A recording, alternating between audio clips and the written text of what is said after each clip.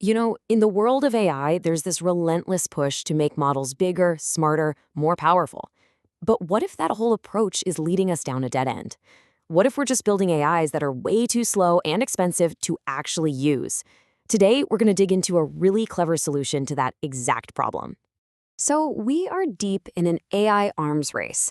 And for the longest time, the main strategy has been pretty simple: just build bigger.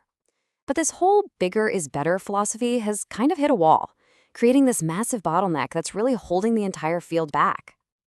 I mean, just look at a model like Google's GLAM. It has 1.2 trillion parameters. Now, you can think of a parameter as just a little knob or a dial that the AI can tweak as it learns. So GLAM has 1.2 trillion of these little knobs, and they all have to be tuned, which, as you can imagine, comes with a truly astronomical cost. And this gets to the heart of what we call the billion parameter problem. Yeah, more parameters can make a model smarter, but it also means that every single time you use it, you are paying this massive computational tax. It's kind of like having a supercar that's unbelievably powerful, but, gets 1 mile to the gallon. It's just not practical. So how do we get around this? Well, the answer seems to lie in a big shift in thinking, from what we call dense models to sparse models. A dense model, on the left here, is like a giant skyscraper where every single light is turned on all the time, even if you just need to read a book in one tiny room. It's powerful, sure, but it's incredibly wasteful. Now, a sparse model on the right is a lot smarter. It only turns on the specific lights it needs for whatever task it's doing, which makes it both powerful and super efficient. And the most popular way to build these smart, sparse models is with an architecture called Mixture of Experts, or MoE for short. And honestly, the core idea behind it is surprisingly simple. Instead of one giant know-it-all AI, what you have is a team of specialists, or experts. And then you have a router that acts like a project manager, looking at each task and assigning it to the best expert for that specific job. Okay, so let's walk through exactly how this works. First, a piece of data, we call it a token, comes in. The router, acting like a traffic cop, takes a look at it and decides, okay, which of my experts are best equipped to handle this? Then, those chosen experts, which are really just smaller focused neural networks, get to work and process that token. Finally, all their individual outputs are cleverly combined to create the final result. The key thing to get here is that only a small, specialized part of the model is actually doing any work at any given time. All right, so that's the theory. But how does this actually stack up in the real world? Let's take a look at a really powerful example, the Mixtral 8x7b model. So the name 8x7b, it tells you it has 8 experts, and each one has about 7 billion parameters. So in total, the model has around 47 billion parameters. And this is the magic of MoE, when you actually go to use the model, it only activates about 13 billion of those parameters. It's right there on the chart. So you're getting the knowledge and the power of a massive model, but with the speed and the efficiency of a much, much smaller one. And the results? They're absolutely staggering. As this research points out, Mixtral demonstrates superior or equivalent performance to the Llama 2 70B. Just let that sink in for a second. Mixtral, using only 13 billion active parameters, is matching or even beating a dense model that has to fire up all 70 billion of its parameters.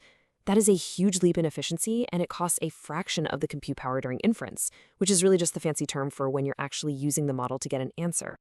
So it really seems like we've found the holy grail of AI, right? We have these massive models that are also incredibly fast and efficient. The billion parameter problem is solved. Case closed. Well, as it turns out, there's a pretty big catch. See, this whole beautiful MoE system, it hinges on that router, that project manager we talked about. But what happens if that project manager isn't actually very good at its job? What if it's making bad decisions? And this is where things get really, really interesting. You'd think that a router that learns as it goes would be the smartest possible option, right? But some groundbreaking research found the exact opposite. This quote here shows that a router that learns on its own often comes up with solutions that are substantially worse than just using simple, pre-programmed rules. The very thing that's supposed to make these models so smart is actually their Achilles heel.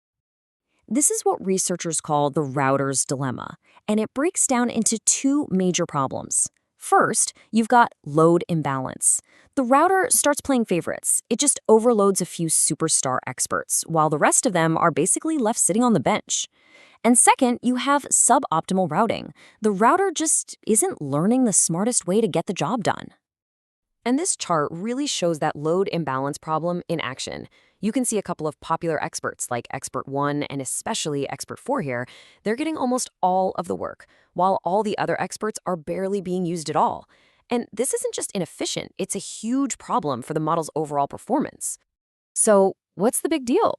Well, all those lazy experts, they never get a chance to learn and get better. They essentially become dead weight, which shrinks the model's total intelligence. It's like having this powerful 8-cylinder engine that's only firing on 2 cylinders. The whole system just becomes unstable and incredibly inefficient. To fix this, researchers came up with a pretty clever hack. It's called an auxiliary loss function. Basically, it's a penalty that gets applied during training if the router doesn't share the workload evenly. It forces the router to use all the experts, which makes the whole system more balanced and a lot more stable. But here's the thing. Even if you manage to get all the experts working and pulling their weight, there's a bigger, more fundamental problem. The router's choices might still be just plain wrong. It might be sharing the workload evenly, but that doesn't mean it's sharing it smartly. And this is exactly where the cutting edge of MoE research is happening right now.